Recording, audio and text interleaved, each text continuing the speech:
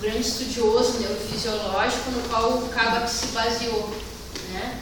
Então ele se baseou basicamente, assim, principalmente nesses 6 efeitos que o Sheckman havia descoberto lá na neurofisiologia, ou havia descrito. Então o que é esse efeito pós-descarga? Esse efeito pós-descarga, ele é descrito como a continuidade de um estímulo após a interrupção.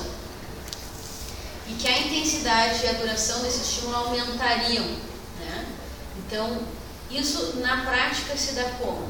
Imaginem aquela brincadeira que a gente faz de resistir muito o braço e a pessoa fazer força para abrir. Conhecem? Fizeram isso na escola bastante? Não? Tá, se fazia, né? Então, como é que a gente pensa? A gente pensa que se colocar uma resistência bastante importante contra um segmento e a pessoa fizer muita força, na hora que essa resistência for retirada, aquele segmento continua aquela ação. Então isso é um efeito que dentro do método dele, pelo Sheckman, foi chamado de efeito pós-descarga. E por que esse efeito aconteceria neurofisiologicamente?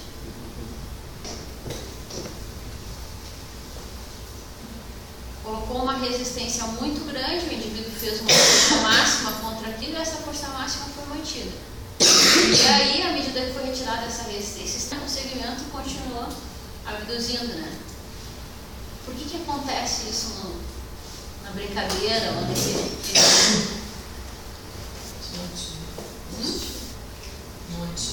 Sim, mas ativa o quê? Ativa ele tá porque está subindo, né? Tem uma ativação ali do nervo para o músculo, sim? Porque aquele segmento está subindo porque o músculo está chamando, né? Está sendo ativado, né?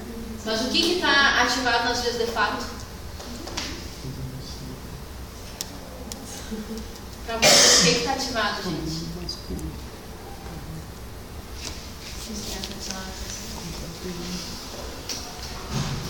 Está ativado aí?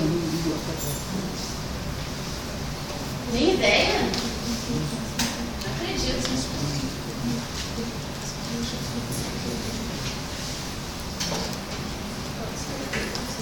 Na verdade seriam os neurônios, né?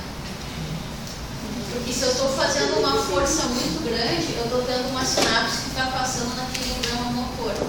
Se a ativação continua, significa que aquele sódio que está lá dentro, que entrou a mais no potencial de ação que foi mantido, esse sódio não foi totalmente retirado pela bomba de sódio de ácido. Ele não foi totalmente removido. Esse estado de despolarização, ele é suficientemente alto para manter uma ativação.